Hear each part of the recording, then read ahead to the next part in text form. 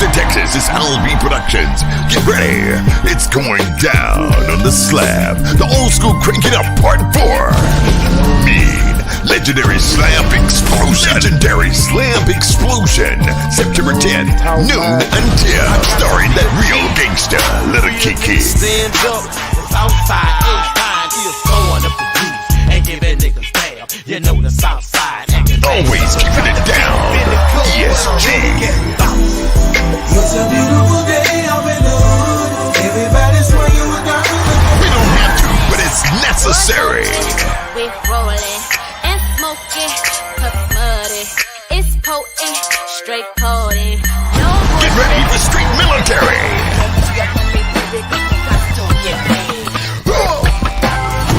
What's this? Get ready for that summer explosion. It's going down. The artist line goes deep like Heine Sinatra, Mellow Montana, Bernie Merck, Craig G, Drew Z. Get ready for King Shermo, Rico Entertainment, and Misery. We're getting ready to light that ass up. Hosting Harvey Love and Tricky C. And special thanks goes out to all our media partners. LB Production presents the old school Crank It Up Part 4. The legendary explosion, September 10th from 12 noon until 4603 West Orange Drive.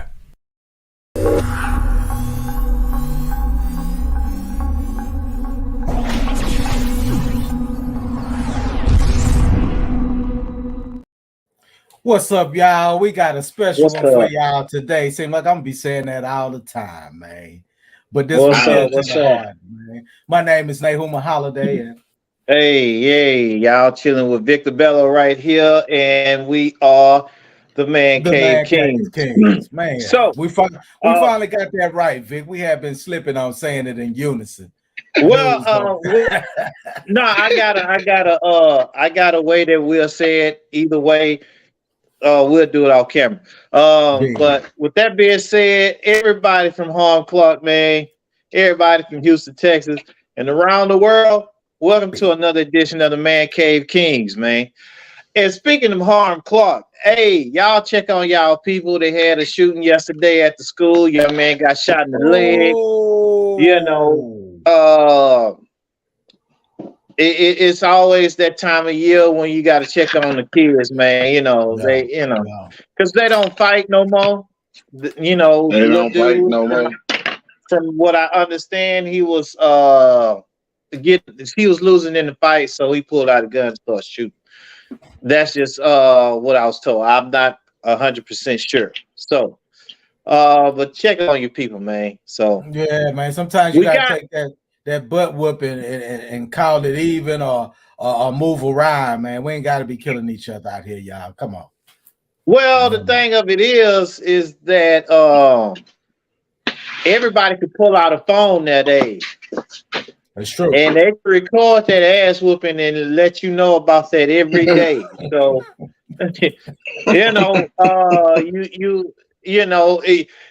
it's like you can't you'll be embarrassed every day if you let that get to you, taking that ass whooping, right, man, so that's why young dudes shoot now. They like, nah, I ain't even, but with that being said, they taking a chance of losing out on the rest of their whole life by doing something dumb.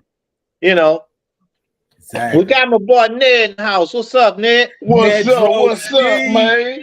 Hey, it's your boy Ned Droski. Already, we got Dizzo in the house as well. What's up? Oh, okay, yeah, that's right. Miss Dizzo over here, she incognito. Female perspective of want nobody to see her face, but all right. Okay. We're gonna see if anybody else from the crew gonna jump on. So we're gonna take this ride for this hour and see if anybody else gonna jump on. So we had just to recap, we talked to the king and queen of Crank It Up, Al B and Miss Cynthia. Crank It Up. They gave details about the car show coming up on September 10th. So they told me to tell y'all, hey, you can get them 2 for $30 now. Tickets 2 for $30. Come on, man. 2 for $30. 2 for 30 for a concert with 16 acts. Come on, 2 for 30 on and look, Key Street Military. Just them two names right there should bring y'all out, man. And ESG. I mean ESG. And really? ESG, yeah. Salute to ESG too. That's a strong brother, man. He keep rocking. With that being said, man, okay, I guess I want to run this quick topic by y'all first, man, because we'll dive into it on another show. But a lot of people are concerned the way these young ladies are carrying themselves in hip hop, and they starting to call it, like, I guess the dudes had trap rapping back then, so now the girls, they call it slut rapping. I mean, they just rapping about stuff that just no shame in the game. That booty, man. They rap about that booty, that chest. That's what they doing right now, man. That boy said booty and chest. Yeah, so everybody want to be Lil Kim. Do you think that that's steering our young ladies down the wrong path? Of course it is in one way, but then you have people that are mature enough to realize it's just entertainment. But you got a lot of young people that's kind of developing their image off of what they seeing, and if they see, the most popular people being slutty, then they're gonna be slutty themselves, man. It's just what it is, man. Yeah, so I'm like, okay. With that being said, parents, you got to step up to the plate and educate your kids that that's just entertainment. Don't take it seriously, and do it that way, because the way this is going nowadays, it's like it's teaching your young girls the X-rated version of everything. So it's like, they have no boundaries that they can't experience through their ears. And then really it's wrong to let music raise your kids. If your kids spend more time in front of a radio or on a telephone without the guidance of the parents, then the parents have to take some responsibility for that too. If your daughter end up being kind of fast. We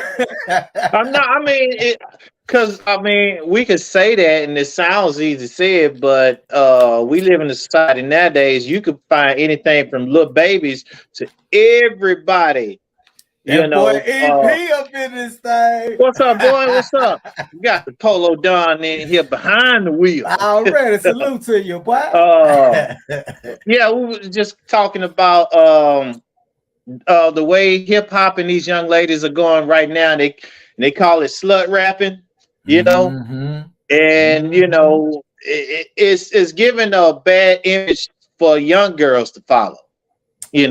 That's just what I think. It gives, unless you teach your daughters, hey, it's just entertainment. That's not something you should value, and you instill values into your child. EP, you're a father, man. How do you feel? How much time should a teenager have? And you too, Vic. This go for you because this go for all of us, really. How much time should a teenager spend on their phone in the evenings after school? Well, to me, because I know my children are on their tablets all the time. The time. When I say all the time, I mean all the time. But at the same time, that's why you instill in them that's just entertainment. In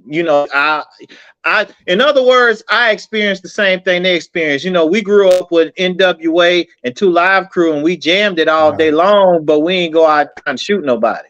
So that's basically the same thing I did with my daughters. Look at it. It's just entertainment. So that's we got a female up in here too. Dizzo, she popped out. Oh, she popped out on us. But other than that, man, I was telling them about Madison had another school shooting after school. Somebody got shot at Waddell's, and because we all experience where I'm going with this, it always puts that black eye to me when it comes to September. You know, like she shared earlier today, September 11, 1991, a day she'll never forget. We'll never forget because we experienced it. But to me, that is one of the main reasons you'll never see me go to a Madison and Yates game again. That's why I just don't. That's why I just don't go to Madison and Yates game, because that memory, I can say it's decades old, but it still feels fresh to me on so many different levels. And it happens. It happens so much, man. It's like, I think maybe 3 years out of being at Madison, Yates and Madison got into it, and it went from throwing rocks, and then it went from some Mario getting shot. And it just is almost like continuous, man. It's and they need to stop. And now we're in a whole different generation, and it's still happening between these two schools. It's like we really need to get more people involved with this Madison and Yates game. But this time you said it was just a shooting at school. It wasn't. Well, it was just mainly a school shooting. But you know, like I said, to me, I guess that just opened up wounds for me. So I just, you know, that's one of the reasons I just never went to a Madison and Yates game, because that will always still be instilled. Another fun fact. That's why I really stopped going to Willow Ridge games, because I didn't want to hear the school song being played. Because every time I think of every time I hear the school song being played, I always think of Mr. Thornton. You know, so you know, maybe I'm wrong for that, but that's just kind of Mr. Thornton, man. Mr. Thornton was like a second. Huh? Can I interject? Yeah, go ahead. Of course. All right, man. The thing about life and death is they both real. You know what I'm saying? You can't get past neither one of them. You got your interest, you got your exit, man. So, bro, when my mom passed, it was like, that was a shocker. You know what I'm saying? Yeah. But I did what I was supposed to do as a son to celebrate my mother. I did what I had to do as a son before my mother passed. So I wasn't settled, but I wasn't going crazy in my head about it either. So to say that, man, look, after my mom passed, death does not surprise me anymore. You know what I'm saying? People die every day, all day, and now it's like, okay, once my mom died, that was like a huge piece of my heart, a huge piece of my life. So now it's like, okay, what can happen next that can, you know what I'm saying, make me feel that way?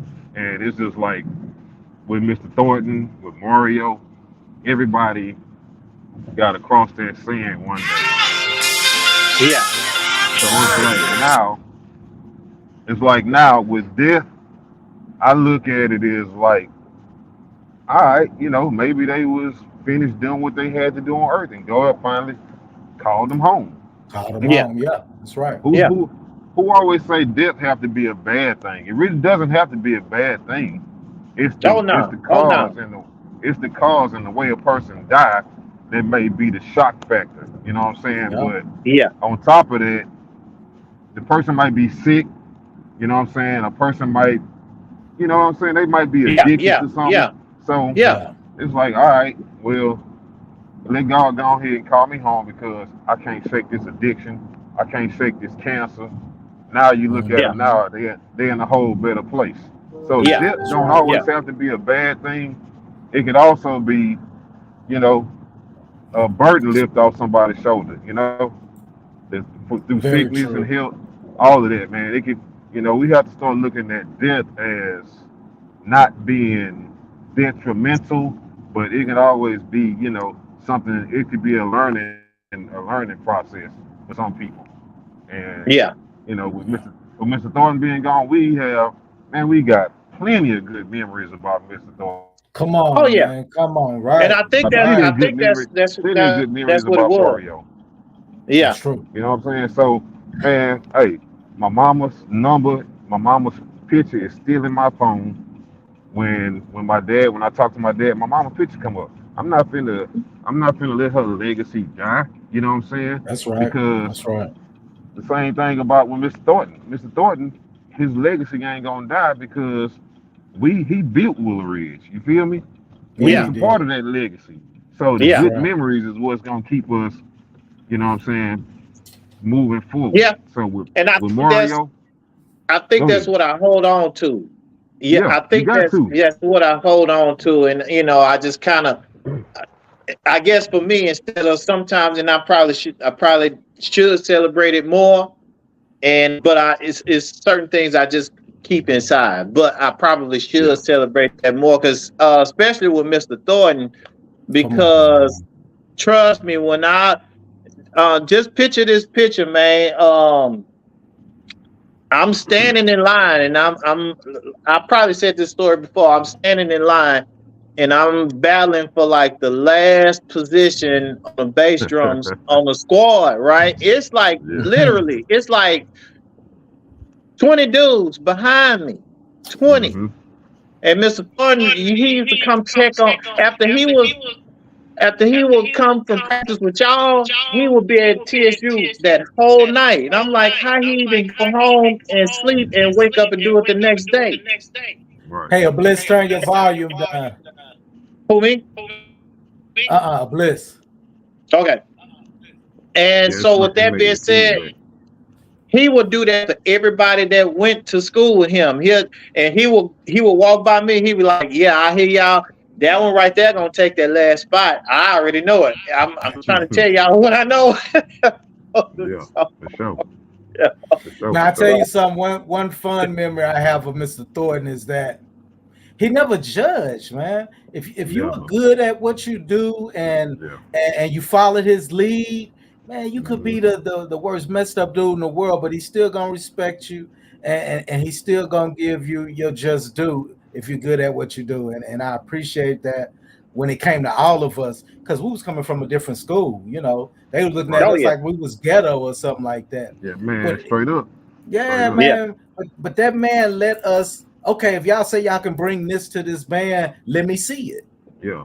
You He know, Yeah. let us and be us, for sure. yeah, And for we did real, it. He was like, "Yeah, y'all some dogs." Yeah, man. no doubt. No doubt.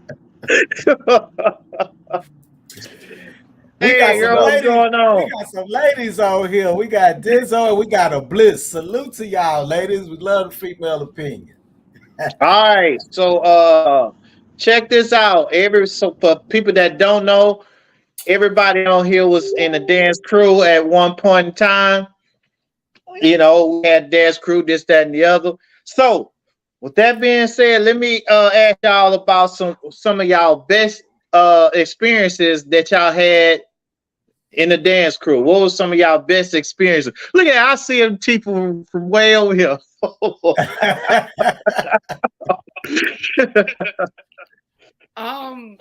Well, I do remember my first encounter. Let me say that. Okay. Encounter was I met Marlon first, but then Okay. I met everyone through Marlon. And of course, they don't know who I am. So I got greeted with DJ's finger in my pizza. That's how I got greeted. Oh, Because he wow. said, "Are you going to eat this?" And I was like, well, no, I'm not going to eat it because you. And then after that, I kind of had my own thing going, and I had wore this hat, and all y'all was at Marlon's house working on someone doing something, and Andre was like, "Yo, Ma, what's up with that hat? That ain't gonna work. You got to lose that. You got to lose that. You can't roll with us like that." And then when he took it off, my hair at the time was real long, but I never wore it like that. Yo, Yeah. you actually got long hair too? Man, you can't be doing that. You can't be doing that. So that was my first encounter of, because Eric was mostly just kind of quiet. He just gave you the face. You kind of warm up to him. You have to warm up to him. What? You mean to tell me that nigga was quiet? I mean, Eric was like, "Man, who is this?" You know, and he didn't say it, his face was Okay, like, now that sounds like it, yeah. Like, you know. So after, but it was so crazy because I think I was actually closer with Eric because we had a class together. Didn't we have a class together? That's what it was. I got closer with Eric, so it was like I fit right in. Once I got close with Eric, that was it. You know. Yeah. All right. What about the actual first performance that y'all did? Well, I didn't do a performance because I was a little shy. You know, my dad's a little strict. So, okay. It wasn't like I could just jump up in anything. And I remember everybody came to my house. I think it was Eric, DJ. I think it was Eric, DJ, and no, I think Andre came. Ned was there. Marlon and my dad just had a fit. He was like, "What these niggas? You got all these niggas in my living room." And he just, you know, these old mop head niggas. You got these old mop head niggas up in my living room, and I was like, "Okay, they're nice people, you know." But I didn't really just kind of dance till later, you know. But I didn't show that I could dance right off, you know. Marlon actually caught it. He was like, "When was you able to do all of this?" I was like, "Well, you know, when I saw Eric doing them backflips down the hallway, I was like, I can't do that, but you know, I could do the other stuff that y'all talking about." So, all right. I'm gonna tell you about my favorite experience, and we getting a bad feedback. And somebody could please turn their phone down. I'm gonna mute mine while y'all talk. That's your phone. Okay. So, hey, E, you gonna remember this, E? It was me, you, and DJ with Act the Fool.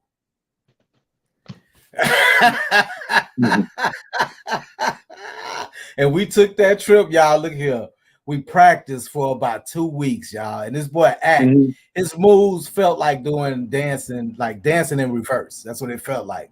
Because his moves had a different bounce than what we had. So I had to learn to bounce. So them boys, DJ and Eric, was giving it to me. Man, you got to get this. You got to get this. So we drilling for about 2 weeks. Then we get on the road. Boom. We go to Memphis. Now, the whole time we looking at Act like, man, your budget, like we rolling in cars. We ain't got no van or nothing like that. So we kind of looking at him sideways like, where the budget at? So we get down there and it was cool and everything. He was taking us to these different spots, took us to the mall. We still kind of skeptical, like, man, we're going to see what this do. When I tell y'all, we about 21, 22, 20, around that age. This man took us to a Coliseum and it was like we were superstars. We were signing breasts, babies' heads. Girls were screaming over us. Man, it was like over 100,000 people there. Am I bullshitting? Like it was going down, man. That was my favorite experience with the dance, man. Well, let me tell them who Act the Fool is. Act the Fool is a ex-MC Hammer dancer. So let me just put that out there. So I think he did a show. I can't remember who the dude was, but I know he sung on some MC Hammer songs. And he was hosting the show, and Act the Fool was one of the acts. So that's why, you know what I'm saying, it was like tons of people there. Actually, the dude was from that town where we did the show. Right. Right. Memphis team. So yeah. Yeah, that was Can y'all Hey, hear me Dizzo. okay? Is that Dizzo? Yeah, can you hear me okay? Yeah. Yeah, we can hear you. Welcome to the show again. Because my sound keeps going in and out, and then everybody starts sounding like Minnie Mouse. So you know what? What kind of Wi-Fi you got? Cricket? Probably so, you know. It works sometimes. She got that government assistance Wi-Fi. That's my flip phone, like the original flip. Sign up free on the corner Wi-Fi. But do y'all remember? I remember the very first time that we all performed together. We were at Madison, and it was like 20 people in the group at the time. I can't even remember everybody's name. Oh damn! Jesus, I 20? don't remember everybody's name. I'm just guessing 20. I just remember it was a lot of us. I was the only girl in the whole entire group, and I was Wow. I remember it because it was I don't know if it was a talent show or what, but we were absolutely last. We were the last ones to perform, and absolutely like everyone went crazy over it. Especially that was the first time I've seen anyone go crazy over me rhyming. Oh, all Because right. I was the only girl in the group that rhymed on stage that night. Oh wait, man. Yeah, that's hard. And then y'all all That's left hard. me and went to Real Ridge. Pretty much. Yeah. Then I had to catch up. Oh, damn. So hey, Wait a since we minute. Oh, got hold you on. on So, here, go ahead, Vic. good. No, I was gonna Since say we got so. Okay, since you left and went to Woolridge, what year was that? it's after we was gone, Vic. Oh, That okay, was okay, y'all left before me. Everyone left and yeah. went to Real Ridge before I did. I was like Oh, the okay. last one from Madison to come over. Oh. Oh, okay. While we got you And ladies even on here, I want to ask a question. What do you think about the females and slut rap? Like all the females that's kind of like Nicki Minaj and I wouldn't even call it They that. I mean, did we? I wouldn't call it that. Did Lotto. we call Two Live Crew slut rap? well, it was I, X-rated. It, I I don't mean, know. basically that's what we're saying. why The, call it why call them It's on sluts? a different Why level didn't we now. call Two Live Crew sluts? We called well, it yeah, booty. We because called it booty music. That's I'm worse just than asking. slut rap. I mean, Two Live Crew said a whole lot worse than what they're saying right now. A whole Yeah. I lot don't know worse. about that one. So why would we I deem done heard some them stuff here and say, lately. I don't, Oh, well, no, wait. no, no, listen. At the time Two Live Crew was out, that was horrible. At the time, that was absolutely horrible at the time. And I Yeah, mean, I mean, everybody, I get it, and every generation has their group and has their group of people where the music is real raunchy. Even our Right. yeah, grandparents had raunchy blues music. Everybody has that. Mm-hmm. So What sex Our is parents it's had kind of extortion? Millie it's kind of Jackson. mean. It's kind of Ooh, Billy it's was kind of mean, nasty. and it's kind of judgmental to downplay or to badmouth these girls. I mean, that's just no. That's just what this generation's raunchy music no, is. That's what it is. well, And I'm sure the no, next that's generation will have their little group. The next one will. The next one will. what But we didn't that's call what they calling it. Two I Live Yeah, Crew mean, we're sluts. yeah. We're not not calling labeling them it. that. They No, named we're not themselves labeling slut them, rap. but that's what they Yeah, labeling they're actually themselves. calling themselves that. They Slut are rap. saying that. They're Yeah, using that term as this is who we are. This like is what gangster rap That's was gangster rap, and that's what they calling it. It's Mhm. slut it's rap. like we just sluts on the record. So, now the one thing and I know I will say. it's a double edged sword, you know. That's true. Well, I think the only thing that I will say is that I'm gonna turn this down because I don't know if it's giving y'all feedback. But the only thing that I would say is that I feel like when our generation, I can say, we Yeah, kind of had like MC Light, and then out of nowhere we got Little Kim. But it was Right. kind of like we were able to say, oh, we got the Brat, we have this. Right now, I feel like it's just all there's just like, and then like you got like Scarlet.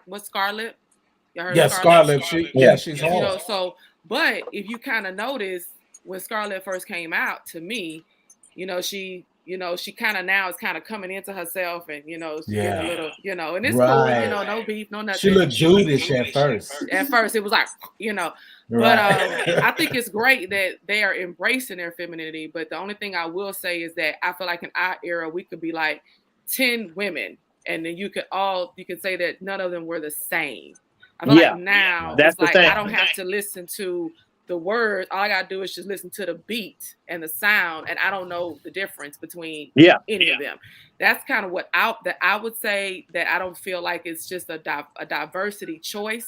I feel like, so if I have a daughter, I'm gonna say rap is my thing. So your generation, they're all the same anyway. So I don't know how to say, well, MC Light or this person or you listen to this person. I'll be able to say, oh well, I don't know, flip a coin, just pick one.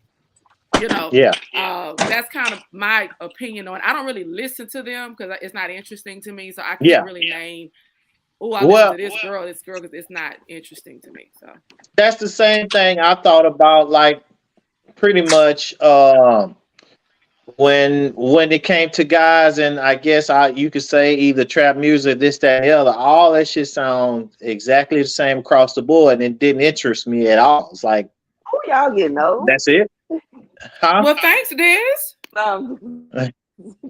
Yeah, I'm joking, but y'all are getting no, that's true. Vic listened to 90s rap or anything that sounds similar.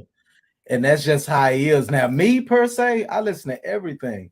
I listen to more trap though than anything because it's so competitive to me. I listen to anything. It's got to grab my attention for me to listen to it. So I think it's a generational thing, and This I'll say it too short, and somebody else sound the same. Yeah, you kind of blinking in and out, but we can hear you. Well, no. What I was telling you was that everyone that I listened to then, from Too Short to Tribe Called Quest, my dad would say they all sounded the same. So yeah, my like mom now, did to too. us, So all of that music, all of that music listen to now, it all sounds the same. And I think that's just the. Yeah, but the only difference is it really does sound the same. It does. I don't know. This generation, it's like it here's really the thing. It does. Because it's like time is repeating itself. No, because here's the thing. See, now when we were the teenagers, now that we're the adults, we can understand. We hear different beats and different sounds, different rhyme patterns, different. But when all of that sound is the same across the board, because we experienced it from now all the way to now, it's like, okay, give me something that's gonna grab my attention, because y'all not grabbing my attention at all. So I think what everybody's saying, what y'all saying is correct in a certain sense. But if you go back and do the science, our era too sounded similar. The beat was boom, boom, boom, bop, boom, boom, bop. How many songs you heard with that in it? So to somebody older that don't know the difference with style or the difference with how each group dress, they only hear that boom, boom, boom, bop. They're gonna think it all sound the same. So it's kind of bit like. Well, see, that's what I just said. I mean, we experienced that boom, boom, boom, bap all the way up to here. So we know what we're supposed to be listening to. Yeah. And if that shit sound the same. Now, the only thing that I would say that I feel like is different to me is because when we were, indulging in this rap thing and learning it and loving it, everybody had their own style according to where you were from. So ATL had their style, H-Town had their style, New York had their style, you had Ice Cube and NWA. It was like you knew the region from the music, in a sense. Now, or from the lingo that they spoke. Yes, but now, if I say, oh yeah, this girl is from here, and this girl is from there, and that girl is from there. But I would know that they were from all three different states. I would think they was all from the same city. That's kind of what I see. Now, as far as saying, are they lyrically inclined? I wouldn't know, because like I said, I don't really just listen to it, you know what I'm saying, to that aspect. But my daughter, she's autistic, so she don't care. Everything is just Dora and some other stuff. So I don't know what it's like to have children that are listening to this, and then you can kind of hear things that I probably wouldn't hear. You know what I mean? Because my daughter just doesn't engage in it. So, I do see what Dizzo is saying. Like, I wouldn't label them as that, because we had Little Kim, we had Foxy Brown, we had our wild group of women. But can I say that the majority of the rap was that? I don't agree with that part. I feel like now it's like 80% is the same. And then you got your Scarlett, then you have, and then, like I say, I'm scrolling online, and I'm seeing a lot of lyricists coming out, and they just rapping now, and it's like, wow, it was something that Dizzo shared and I was like, oh, that girl is kind of nice. She was on Big Daddy Kane beat, or she was on somebody beat. And I was like, man, that was fire. Yeah. You know? Okay. I think there's a lot of diversity right now because of the fact. Go ahead, Dizzo. I'm sorry. I think I'm kind of delayed. Like not like my voice or what I'm saying is delayed. Like so you're getting it after I say it. It could but be. Yeah, I'm always into like hip hop is my life. Like that's I spell it with a capital H. So I mean that's it's everything to me. It is everything to me. And like my children don't listen to rap music that comes out now. If they are listening to hip hop, I mean, it's surprising. You know, I think I failed them as a parent because they don't listen to hip hop, but they listen to country and they listen to rock and roll. So, you know, it's like they don't even listen to it. So it's like I can appreciate what some of these MCs are doing right now, but when I listen to it, I have to remember that I was here at the start of it. So I heard everything. I heard everything. And to see where it's gotten, I mean, hip hop is in movies. We on TV and you know, millionaires. Right. These kids are making millions when, you know, people like Who Hurt die broke. So it's I can appreciate it. I feel like I failed at teaching them what to do with it. Just like our parents failed at teaching us what to do with anger.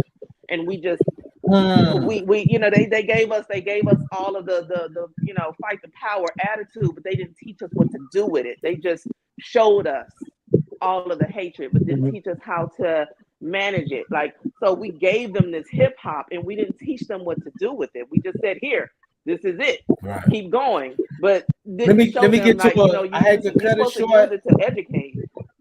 Right, that's true. I hate to cut it short, but let's get to a couple comments. Good?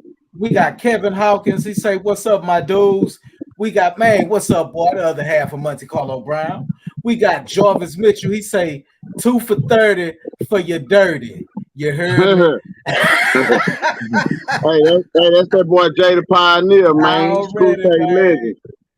Man, we love when our people sign in, man. Hey, so to switch gears just a tad bit, since we all movers and shakers on here, when did y'all get started dancing, and like who was y'all inspiration when you first figured out, okay, well, I'm gonna start, I'm gonna bust a few moves and see if anybody like when did y'all start and who was some of y'all inspiration?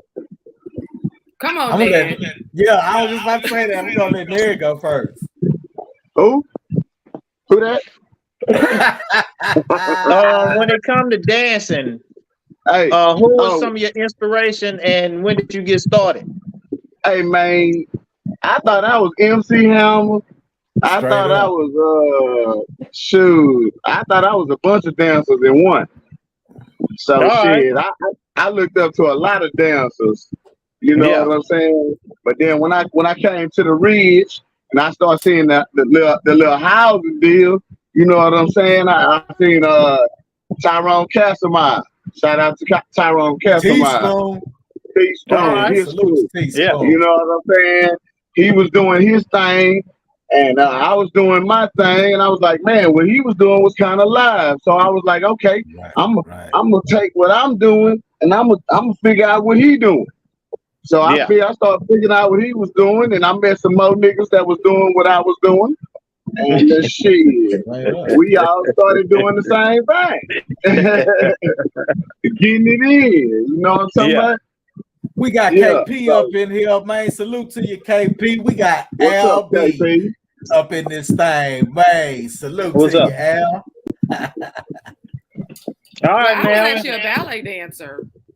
Okay. I was a ballet dancer. My mom didn't let me go to do the toes because she said I was gonna have ugly feet. So she took me out of it at that time, and then she put me in modern and contemporary dancing. Oh, so you was one of them. I was that, but what y'all don't know is me and Diz had danced together. We used to perform on stage together. We had dance together. Yeah, who? Yes. We had I dance was the class worst together. dancer. Oh, okay. Yeah. All right. Anybody else? Anybody else? Worst dancer. It was something still the about worst the modern dancer. dances that was live. Mm-hmm. The modern dancers was y'all were theatrical with the dance, almost like Broadway type dance. I thought that was pretty dope. Because I was under Miss Carol for a lot of stuff at Willow Ridge, so I kind of was on that. Oh, side okay. of it. Yeah. Yeah, shout out to Miss Carol, man. Miss Carol used to let us skip in her class. Salute to Miss Carol. And do Let the dance boys moves in skip her in her class. class. We like to come to Miss Carol class. Man, it was number of girls in there. We are we up in that day. And let us show you these moves. Yeah. Okay. Yeah. It was all good. All right. Dancing was fun, my favorites that kind of got me. I ain't gonna lie. Bobby Brown, him and his dancers. I was like, man, them boys live. Who else? Scoob and Scrap. Yeah. I was just like, man, them boys live. Who else? EPMD dancers. Steezo. I can go down the line where we got I can go with well, for me, I started dancing at a real early age, really mainly because I had older siblings, right? And they wanted to be entertained when my mom and them left. So they will put this for me and my friend Myson at the time. They will put us in suits and make us do play for the Dolphins. Myson used to play for the Dolphins. Yeah. They will put us in suits and make us do the Michael Jackson for them like all the time. So I got to a point where I wasn't scared of performing in front of anybody no more if I could do that for them. So it went from that to dude that used to live across the street. You know, his name was June. So man, if you ever ran across him, he gonna give you the confidence to do anything. So he went to New York and he came back. You boys up. Huh? June was pumping you boys up. Yeah, he went to New York and he came back and he showed us how to break, and it was over with. You know, I was like, wait, hold on. So we started learning. We learned how to break. So I got that from him. So let me see if y'all remember some of these dudes like Mr. Wade from B Street, Crazy Legs from B Street. Man, oh yeah. You mentioned Scoob and Scrap. What about Heavy D dancers? They were man, the boys. We got the boys. Okay, now here's a dude. This is a dude that I used to wake up every Saturday morning just to watch him. He used to be one of the dancers from Shalimar that taught Michael Jackson everything. You know, the Papa Long Kid. Yeah, they call him the Papa Long Kid. You had the Bronx City Breakers. Dudes dope. Another group back in the day was called the Cosmic Airwalkers, man. I used to watch them, man. And you can't forget Ozone and Turbo. And what about MC Light Dancers? MC Light Dancers. They was pretty cool. Leg 1 and leg 2. Special Ed dancers. Special Ed had some pretty good dancers. Yeah, he did. All right. Which brings me to a question for y'all when it comes to dancing: Michael Jackson or MC Hammer? Really? I'm gonna have to go with Michael on this one. That's a no-brainer. I'm just asking, man. A lot of people get caught up right there, man. A lot of people get caught up. I'm torn. No-brainer.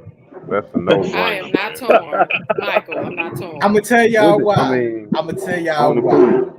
What did MC Hammer do? The typewriter and the running man? No. For everything. So I ain't gonna lie. No-brainer, bro. I felt that same way. And I end up going to an MC Hammer concert.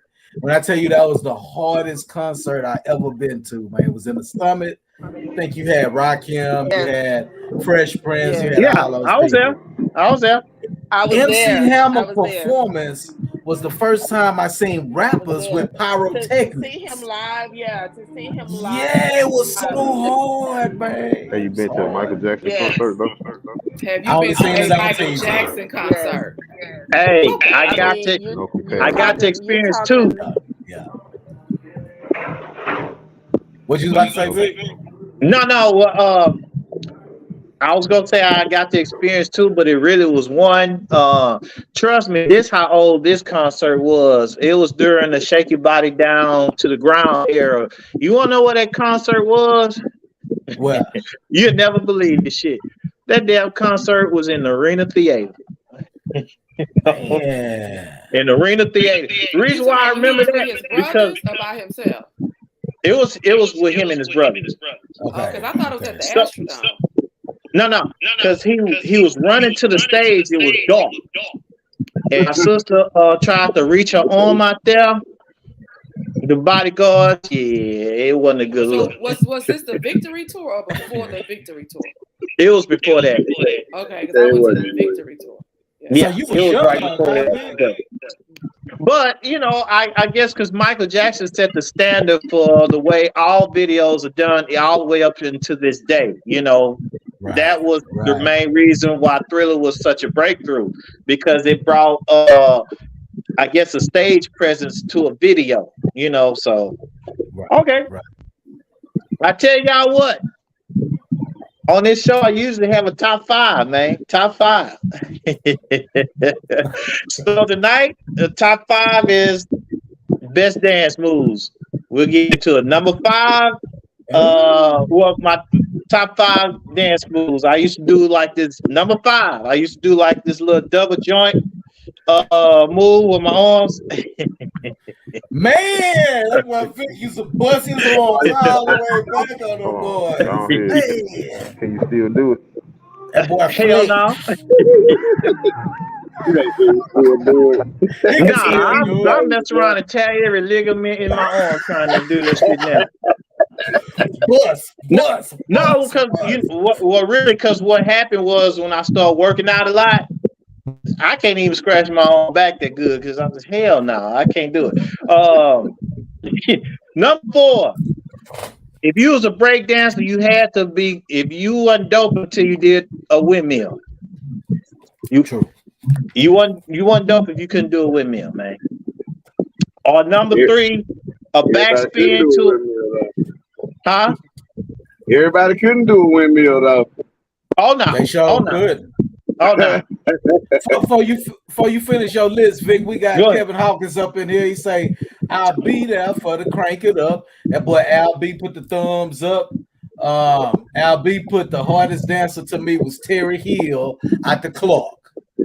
Man, Terry Hill I never was got hard. to see Terry Hill, but Terry Hill was hard. I didn't hear Al mention his name, so he had. Oh yeah, I used to see him all the time. They used to come over, and every now and then he would practice with my brother, a dude named Johnny Gross, and them two dudes to me. If you didn't know they were human, like how them niggas don't have bones in their bodies, man. How they popping like that? These niggas ain't got bones in their body, man. What the? But yeah, so all right, number 2, everybody had to know how to do the running man. Everybody did the running man. That was in every routine. I don't care what you did back in the day, you did the running man. At some point, right? Yeah. And nowadays, that was number 1. A lot of people still shout out to this dude that be in Las Vegas. So a lot of people still do Michael Jackson impersonations. It's a dude in Las Vegas, man. If Michael Jackson could even see this shit here, he was like, "Hold on, man, this dude here's something else, man." All right. So let me switch the tables up on y'all for just a minute. You know, what were some of the acts that made y'all fall in love with hip hop all together? What was just some of the acts? Woo. Who said? Hey, look. How old are you? Look. Come on, man. You got to go before that, bro. You got to go before that, bro. I can go way We back. can go So I can before go that. back before hip hop even came on the scene. But go ahead. Well, If he say we can go dinosaur, nigga. Shit. We can go Hey, way you back. said Wu Tang. They fairly still new. You know what I'm saying? I Well, would I say actually for I, sure. They I ain't fell in new, love with but hip hop from my brother. My it brother was was a way more breakdancer. people before them. Okay. what was some of the acts? That your Run You talking brother about? DMC, had you on. You Curtis know, Blow. it was always Curtis Curtis Blow, Blow. Run DMC. Yeah, He used Curtis to Blow, perform at Run Woolridge a DMC. lot for the talent shows and stuff like that. You know, Oh, that okay. was my first experience of seeing it, but I was probably 6, maybe 5 or 6 at the time. Right, right. And I didn't really kind of fall in love back into hip hop. Honestly, really till I met y'all. Honestly, because I rock. I like rock music. You Oh, know, okay. I'm a big Queen fan. You know, like Freddie Mercury. you know, Come Stone on. Temple Pilots. I was Come that. on. You know, so Yeah. then I met y'all, and that's kind of when I was like, okay, well, I don't really dress like that, so I guess I should go buy something else. Let me go do something else. Let me go buy T-shirts. There was no T-shirts. There was none of that. And And some then I loud think it cross really was colors. yeah, but it really was because of y'all that I actually found the artsy side of myself, because I never tapped into that until I met you guys. And then my mom was like, ever since you met them, you over here tearing up stuff, you cutting up stuff, you tying stuff, you know, you asking us for our clothes from back in the day, you know. But that kind of started my artsy thing, you know. Then I started getting into choreographing for different plays and different stuff, you know. So you know, I really have to get that to y'all, because before that I was, you know. Well, for me, Okay. it goes way back. I guess because, like I say, I was the youngest of all my siblings, and it was some of the underground Sugar Hill versus Grandmaster Flash and the Furious 5 songs that people don't recognize to you. When you hear them songs, man, that shit jamming hard. And some of it instilled in me that hip hop was gonna be around for a long time. It was like they were like right before the golden era, which we all experienced the golden era with the Big Daddy Kane, LL Cool J, Run DMC, Public Enemy. That was the golden era, and these dudes like right there on top of that. So that just did it for me. And then when the movies came out, like the Beach Streets and all when it came Breaking. Yeah. Crush Groove. I would never forget. Oh yeah, Crush Groove. Boy, Lee.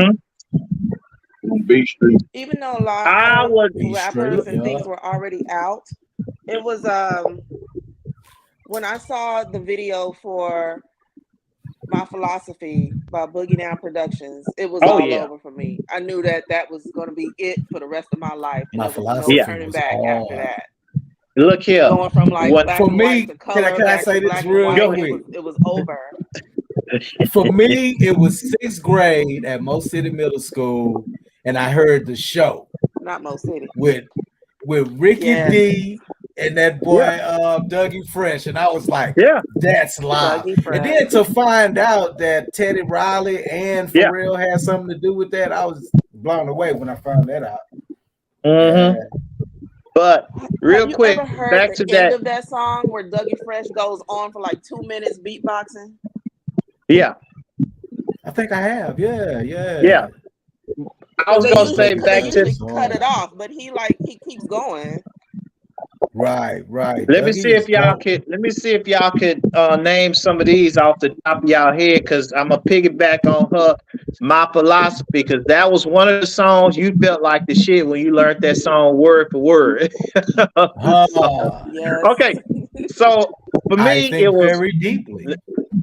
For me, I had a few songs that, you know, I had, it was one was My Philosophy, 2 was Rebel Without a Cause, 3 was It Gets No Rougher by LL Cool J, and some of those songs when you learned the whole word. Oh, the last one for me, y'all probably don't jam that group, but when I learned every word from word on a lot of Bone Thugs and Harmony songs, you know, it's like. But what were some of the songs that when you learned it? Go ahead. That boy Al B say it was Sugar Hill Gang for him. Yeah. Jarvis say Run DMC. Already these some good answers. Also Rakim from Jarvis. Yeah, man, and hip hop got its different stages, but the beauty of it is all hip hop and it's all growing in together. So now it's generations of people that listen to hip hop, and it is culture, man. Yeah. Now I will say this. You know, I love all of it because my brother, you know, I heard it all. But I'm gonna say this, I don't know if y'all gonna agree with me, but when I really heard Camp Low, it took me to another level. Like I started realizing how different. I was like, now that was different. And then the Big Wolf Planets came out. It was like, whoa, you know. So like in between those two, not saying the ones before because I heard all of them because growing up and they are the pioneers. I loved it. But when it started getting into the Camp Lows and the Digable Planets, Camp Low jam. Camp Low just. I ain't gonna lie, y'all.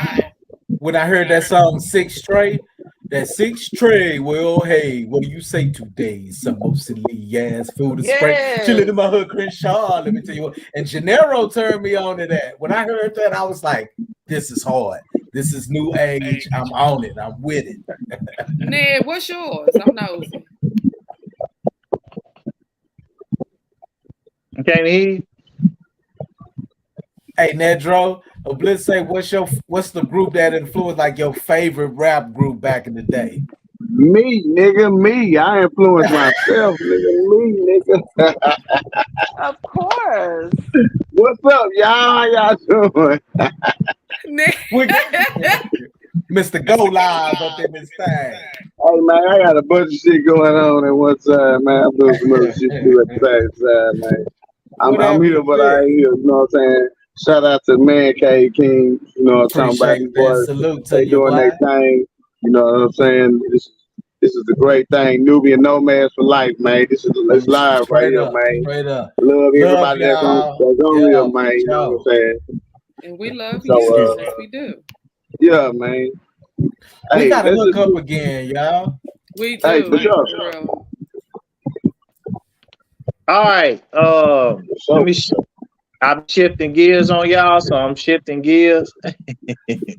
Real quick, just another question out of the blue to give people perspective. Do y'all think Donald Trump going to jail? Nope. No.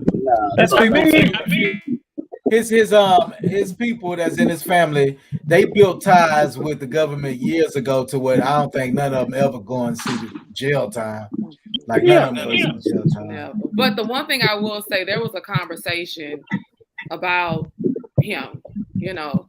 And the only thing that I said was that, you know, when you know how to do business in this country and you know how to do it the right way, and you know how to do, I ain't gonna be mad at him for some things, because some stuff, hell, we learned things from him by, oh, you can deduct that, or you can, I didn't, you see, so like I tell people all the time, you know, he is who he is, but if you pay attention to a lot of things that was said during the time, I was like, oh, so that explains, like when they come about him paying taxes, and I said, you know, all he did was write checks to his children and money orders or whatever he did, cash his checks or whatever. Oh, so that's what you did. You know, you got your money and got it back. Technically, we all kind of knew that. Yeah, I mean, the trade. You know, chess not checkers. You know, so his granddaddy probably taught him that. And I think because he know all them secrets, and he like, okay, well, I'm gonna expose everything if y'all just think y'all want to play it like that. Right. So I think he would blackmail the government. Well, we had our time today, y'all. This has been another episode of the Mancave K.i.n.g.s. Could everybody give their name and give a shout out before we get up out of here? And where they can reach y'all. If y'all want them to reach out. I'm not trying to be reached, right? So I'm not trying to be reached, but okay. Never mind, that was just kind of an artist type thing. It was routine. I'm sorry. Oh, it's just Nicole. Just Nicole. We got Nicole. We'll go with that. We'll go with that, ma'am. We'll go with that. This.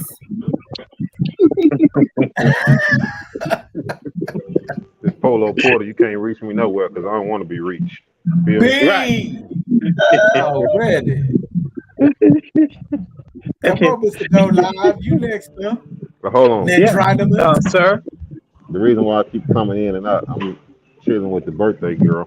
Oh, Hey, happy birthday. Order me something. Order me something. I'm So hungry. it's happy birthday. UPS me a piece of chicken. I'm listening, and but one I'm fry. muted, y'all. Right, daddy dude is never over with, man. Oh yeah. Love it. But go ahead and FedEx me a piece of chicken and a fry. I hear people I hear people in there playing with the microphone from my bump box, and you know they on the microphone in there. I'm like, oh, That's probably Nedro. He doing a lot of moving around. Yeah. Nah, I just look. You know, none of us want to be found up in this crew. You know, we're little, you know, we don't like to be bothered. Y'all know. Well, that, like I said, that was just a routine response that I usually give people when we interview them. Think about it. Every time we all hang out, it's like, no, we don't need to add nobody. We okay. No. We get that enough as it is on social media. So, you know. Well, All right, I want to say this before we get up out of here. Y'all stay tuned. Check out the videos for Crank It Up 4 Old School. That's September 10th. And the address is 4603 Oral. So y'all got to come out to that. Y'all can get tickets from Vic or from myself. If y'all hit me up, I'll get some tickets for you. They're going for $30 for two. So come on, man. Get your tickets. You got 16 people on this artist list, you know, with 4 of them being probably people you heard of. You got Street Military, Waltz Nest, ESG, Lil Kiki. You know, Vic is old school because he pulled that paper out with a list. Yeah, well, no, I keep this stuff right here so I won't forget. You know, I was gonna tell you because I do that too. I'd be like, it's a bunch of notes all around me, so I don't just be talking. I just look and start seeing because you know, you know, you see that, yeah, that's what I do. You can't see it, but I can see it. I do everything in my phone, and then every 3 to 4 years, I lose it all and have to start over. Well, I actually still write everything down. All of my clients, it is straight in a calendar with a pen. Like I don't care nothing about no. Yeah. You know, now I will say when I'm on the job, because it'll get lost. You can't get lost on the calendar. That's true. I ain't gonna lie. I start back writing, fooling with Vic, man. Yeah, had to keep up. Back to it. You don't use it, you lose it. I write so much for my job, though. It's like I got tablets full, and I be wanting to be lazy, but guess what? In this entertainment industry, you can't be lazy. So we do what we got to do to keep up with the pace. All right, because I ain't even because I was gonna message you. I ain't get a chance to ask you one of the questions I was gonna ask you, man. Who, me? What you was gonna ask? Yeah, you. What you was gonna ask me? I was gonna ask. All the people nowadays have too much expectations on relationships, or should they focus on their own happiness, and that could make them get along with back and forth with people? Because you know how people, I just observe people that's trying to find a relationship, and you can hear it on both sides of the token. Like you can hear dudes say, well, I bring such and such and all this to the table, and what do you, and you hear the same from women. Well, I bring up. I mean, I'm like, and I hear like the whole dating pool is just like algae pool. It's just trash. So how can you fix that, man? Okay, the only thing I would say is I joke a lot about stuff. You know, I'll post I things know. I'll say things or I'll joke, but you know, for me, you know, I haven't really just dated in a long time. I'm not really interested. You know, I get approached a lot. My DMs stay lit. I still go on dates, but they do. I get a lot of, you know, I get a lot of attention. But now that I'm 46 and where I'm at, it's kind of like I had to learn what I liked. who I was and stuff like that. So it's no anxiousness for me with that. You know, it's no. I'm not even that fucking horny. Excuse my French. I'm not even that. Nothing. You know. So like the only thing that I would say to people, I'm not gonna say that what I'm saying about myself should be what you should do, but I know that as I'm getting older, I am very content with the single life. So I will have to go to counseling because I don't even want you coming over here. Okay, you've been over here for 2 days. Oh, day 3, you're still here. But that's because I've been by myself for so long that I feel like sometimes when you're by yourself for so long, you actually think the dating pool is horrible, and it's actually not. It's just you are so used to doing what you want to do and how you do it that you're not even opening yourself up to say, let me see, because I'm not even opening myself up. Like I let them go straight up. The thing of it is, a lot of women put urgency on that, and that's why a lot of problems start happening. Or just people in general, they put urgency on, like, I gotta find this dude. I gotta find, instead of just letting it come to them. I agree with you on that because I had to start doing that too. You know, like whatever. But what I will say is, men do that too, because what I see right now, a guy will say he liked me, or I'm interested, and do you know the next day I am his baby? I can't wear this, I can't do this, and he hasn't even been in my life. That's kind of quick, right? And then he get cussed out like fool. Yeah, like it happens though. It happens. You know, but I get that a lot with men now. Like after day 1, if I go on a date with a guy, I swear we are married the next day. So like I'm kind of like I don't understand what all that means. You know, and they're like, you look good for 46, right? But it doesn't matter how good I look. You're crazy. Yeah. You know. And so fellas, what she's saying. What she's saying is y'all got to stop being so thirsty because y'all scaring the women off. So all you boys out there that's acting like y'all married on the second day or the second date, stop it. Simps. It's not just that. It's not just that. But I mean, it's just like, even if you take somebody home and you have a one-night stand, dog, we're not together. We ain't together. That's true. Stop. Don't call me. I'm good. I'm good. You do, but like I guess because that's why I mentioned that, because it is on both tokens. It happens on both tokens. Like some dudes be like clingy to you, trying to clean y'all, and it be some chicks doing the exact same thing. Like, why you like that girl post? Like, you could throw shit on my phone. But you know what else though that I will say that I see too is I get more attention from married men than any man. More married men constantly, and it's so funny because they'll say, you know, hey, I like you, I'm interested, and then after about the 3rd date, that's when you find out that they're married. And then when I turn around and say, okay, so how can you provide for both of us? Because at the end of the day, my rent is this amount of money, and you know, and when I do that, they go away, of course, because it's like, that's not how it goes. Well, that's how it goes over here, because at the end of the day, I don't need to deal with you. So if I'm going to deal with you, what are you going to be doing for me to actually say I'm going to be okay with being your little side piece or whatever you want to call it, you know? Right. And they're like, well, I don't make enough money. I said, well, you need to say that for the rich men, because what you're trying to do is not going to work, because you're not going to. You in the way. Right. You know, you go to my house.